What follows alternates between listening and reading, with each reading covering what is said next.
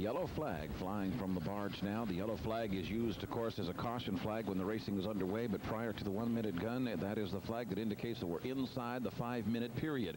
A white flag will be displayed from the barge as the 1-minute gun fires, and then at the start, of course, no flag display, and then the next flag that would be displayed is 4 laps of this 5-lap heat.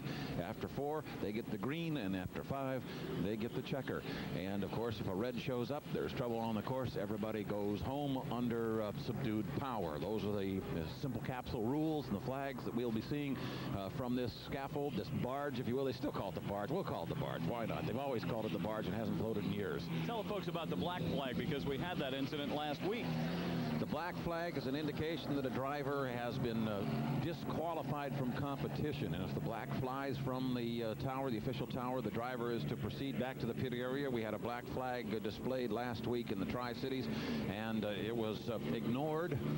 And that was by Jim Kropfeld, who was driving the Miss Budweiser and was an illegal starter for not being on the plane and running at the 1-minute gun in one of his preliminary heats last week. Well, let's take a look at who we've got in this one now. Run them down. The drivers. Scotty Pierce, and he is our colleague on this broadcast, of course, with the Mr. Pringles. Has done very, very well. Would like to win here. Won in Detroit. The only one to upset the Buds' winning streak this year so far. Mr. Pringles. And there he is, Ronnie Snyder. Got married this spring. Guess who stood up for him? His mother-in-law's dog. Yes, that was his best man. That's true. That's an absolute truism. We'll have to ask him about that. Also from the Ohio Valley, this gentleman, Todd Yarling, the U-22, a young man with a lot of talent. He's going to look good in the future of this sport, I'm sure. And here is our rookie, Jack Berry. See, once he gets a major sponsor, they'll have a beard trim, a haircut, better hat, all that sort of thing, see? Anyway, he is, of course, one of the strong drivers we've got out here so far, displaying some good talent in the earlier going. And Mitch Evans from Chelan, Washington, and driving a boat from Madison, Indiana, a small-town boat with a small-town driver. And Jerry Hopp, who is a decorated Vietnam War veteran and a gentleman who is a very, very kind man and a strong, strong competitor. He's got a little bit of an underpowered racing situation to work with, but he's making the best of it and does well with anything he's got. Ooh, his engine just about shut off as it crossed the start-finish line with us. Dicing going on as the 1-minute gun is 10 seconds away now. Everybody in good positioning. This course confusing the drivers just a little bit. Did not confuse Scotty Pierce, however, with his first outing, and probably won't this time either. There is the 1-minute gun. And all of the boats are in good position. Remember, though, this is a 2-mile oval. It's one of the smaller tracks they race on all year. And as a result of being a small track, the start line charge from the exit buoy to the north turn to the starting line is only about an 8-second charge. And because of that, some of the drivers have been on it a little too hot too soon. Everyone's starting to sort out now, and they're down on the throttles. Speed at this point in time, approximately 60-65 miles an hour as the drivers begin to score up. Let's take a look at the lane placements now. As they get into the turn and commit to their starting lanes on the inside, it's going to be Jerry Hopp. Lane number 2, it looks like Miss Rock will take it. Lane 3, that looks like Mitch Evans. On lane number 4, it's going to be the Mr. Pringles sliding in, and on the outside, lane 5, on the outside, Miss Madison. Looks like they're right on it. And the Pietro's Pizza is going to get a good start also in lane number 3. He has to back it. Fair start. Pietro's Pizza right on the money. And here comes the Madison boat on the outside. Mr. Pringles in traffic. Had to back off just a little bit, but Scott seems to have sorted it out as he goes into the lower corner now. Mr. Pringles leads them through the lower corner and out of the turn cleanly. On the inside, Pietro's Pizza. And it appeared to us to be a legal start. That's an unofficial position, of course. Our position not exactly on the line, but it didn't look bad to us. Mr. Pringles out in front. Scotty Pierce. And now taking over second place is the Miss Madison in the Rooster Tail. In third place overall, Pietro's Pizza. And the 3 are bunching as they come into the north turn on lap number 1. Fourth place overall is Jerry Hopp. Jack Berry overtakes Mitch Evans now for 5th. And in 6th place it is Mitch Evans. Hopping and throttling through that upper turn now. Lap number 1. Oops, rough up there. It is rough up there. But going through the turn and coming out cleanly now and ending lap number 1, Mr. Pringles, Scott Pierce. The race is for second, and it's the 2 Madison boys, Miss Madison and Pietro's Pizza. Ronnie Snyder takes second place at the end of lap number 1 with the Pietros only about 3 boat lengths back. And we've got a good 4th and 5th race. And Mitch Evans has once again taken over 4th place. Jack Berry takes over 5th place now. And Jerry Hopp trails through the lower corner now on a reverse angle. We're looking at the boats as they come out of the south turn. That is the Mr. Pringles first to come by. In second place, and a good duel going on for it, too, remains the Pietro's Pizza and the Miss Madison, and there they are. The boat on the right, that's the Pietro's Pizza on the inside lane. Ronnie Snyder and the Miss Madison is on the outside. And that boat, a former pay and pack, has that very familiar Lake Washington profile. The first to have a wing, and he's airing out nicely down the lower corner. Are the other 3 boats in this one. But our race is still for second and third overall. The first place boat is now establishing nicely at the end of lap number 2, and that is the Mr. Pringles. Here is the second place boat, but by a precarious few boat lengths. Miss Madison. Pringles got a nice lead now, stretching it out a little bit. Miss Madison and the Pietro's Pizza, and that is the challenge for second and third. Right now, the Madison has pulled out now to about a 900-foot lead over the Pietros as they start to stretch things out a bit. But the race for 5th and for 4th is a good one. And Jack Berry just won it in the upper turn, overcoming Mitch Evans, and now stretches it out a bit. We're on lap number 3, and that gentleman there just going off the left of your screen is your overall leader, and that is the Mr. Pringles. There you can see we have 3 in the front half and 3 in the back half at this point. Actually, 1 trailing now in the north turn is going to become something of a traffic hazard. As the Mr. Pringles goes into the north turn, you're going to see lagging way back and running very slow. Now getting wide and outside, leaving him plenty of room, a good gentlemanly thing to do, as Jerry Hopp leaves room for the Mr. Pringles to go by. Mr. Pringles, Scott Pierce, comes down to end lap number 3. And actually, Wayne, at this point in time, he's doing some testing out there. Yeah. What Scott is doing is feeling his own boat. He's forgotten about the heat competition. These laps are for his own edification at this point. Looks extremely smooth, too, so they may have worked out some of the weight distribution on that boat as he goes down the front side. On the back side, it's a little choppier. There are more holes out there. We'll watch him come down for his 4th time around on that back side, but he looks extremely smooth, and he might just give the 2 beer wagon some problems. Yes, he could indeed. And now going through the lower corner there, you see the Miss Madison, and right inside her rooster tail is the Pietro's Pizza as they go through the lower corner. That still is the tightest of the boat race. Let's watch it come out now. Madison, Pietro's, both guys from the Ohio Valley, and now it appears that the U-22 is going to give chase with real serious vengeance this time, because it appears now that Todd Yarling has found some beams. He's trying to move. Oh, and the boat's getting way out of attitude as he tries to catch up with the Miss Madison, and he's lost some ground again. End of lap number 4, and just as you said, Wayne, the Pringles does look nice and smooth, even though the water is choppy. They have obviously sorted the boat out nicely, and they probably got the combination they're going to want to live with for that final heat. Looks pretty nice. Thunder through the north turn now, of course, coming from the Miss Madison, going over some swells. There you see the 2 of them. Here they come, down to the line. End of lap number 4 for the 2 boys from Madison.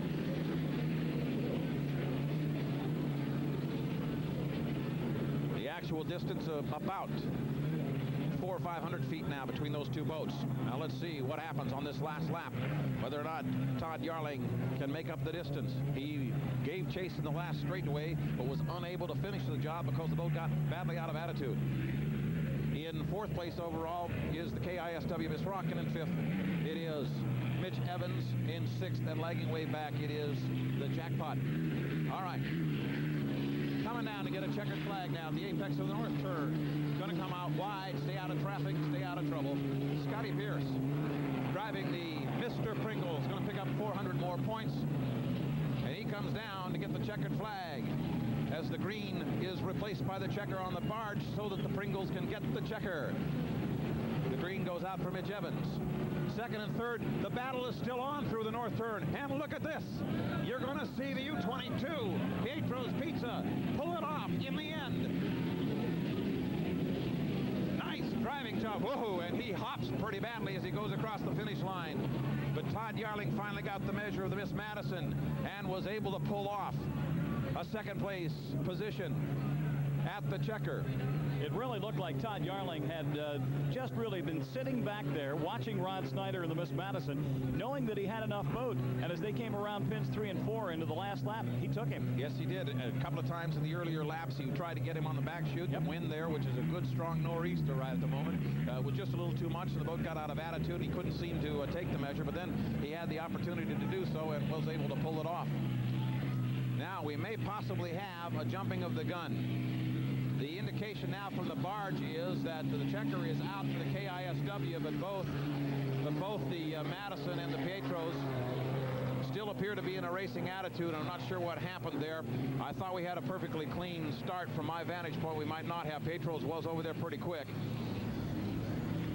Well, we're sitting on the start-finish line. I had the binoculars on the start-finish pin. Now, we are probably 25 yards from the exact line across. And when the gun went off, nobody had come into my binocular eyesight right straight across. I'm just confused by the flags that were being waved on the boat directly across from us, which are supposed to mirror the barge and didn't that time. So actually everybody was legal. Everybody finished fine. I saw a green still out there for one of the boats coming around, and that would have been the indication that he had one more lap to go, but not so. Everybody's through okay. So we did not have an illegal starter. It was a nice clean start for everyone. And the real story in that heat, outside of the Pringles going away with it, was the duel between the two fellows from the Madison, Indiana area. This boat, the Miss Madison, the whole set Miss Madison, held on to it for 4.5 laps and was able to hold down second place till the last turn when the U-22 and Todd Yarling was able to take the measure of him inside the corner and came down to score a second place finish and pick up 300 points. Nice looking piece of work from Todd Yarling and the Jim Zadam team. And the third Madison, Indiana boat, this one right here, Mitch Evans, he had to lag back a little bit, but he did pick up a 5th overall. And so the fleet goes back to the pit area now. And the rookie Jack Berry is going past us here on the barge right now. There you see the hilltop shot of Jack as he goes back toward the pit area. He sure likes driving hydroplanes. He waves to everybody back on the way to the pits. He really is enjoying this. That he does. Heat 2A was brought to you by Budweiser. Beechwood aged for that clean, crisp taste. This Bud's for you.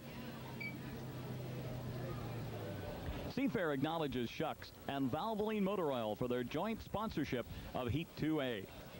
The one boat yet to finish is Jerry Hopp, and he, of course, is driving the Jackpot Food Mart, and under very subdued power is still on the race course. He has, from the time of the first boat crossing the finish line, 15 minutes to cross to be a legal finisher. He'll do it in less than that, certainly, and he's going for the scoring, but the boat just does not seem to have any horsepower to deliver to him at all. That's about a 60-mile. That's about 5 over on I-5 is what's happening now as Chopper 7 floats into your picture and takes a look at the ball log boom. Look at that crowd gathered out there, will you? There's a lot of boats on that log boom. In fact, the log boom stretches about a quarter mile further south than usual. When it's full all the way down there, I think that's as many boats as we've seen in many years on the boom. Scotty Pierce now with 700 points. The Mr. Pringles in the catbird seat as we're in the second stanza of racing here on Lake Washington. The U8 Mr. Pringles winning handily in that one. Todd Yarling working hard for it and getting it in the final turn in the U22. And behind the statistics there, we see the checkered flag on the barge now for Jerry Hopp as he crosses right in front of us, and he will get scored. Jerry Hopp in the U7 on the bottom of the statistics there. He'll pick up a 5th place finish overall.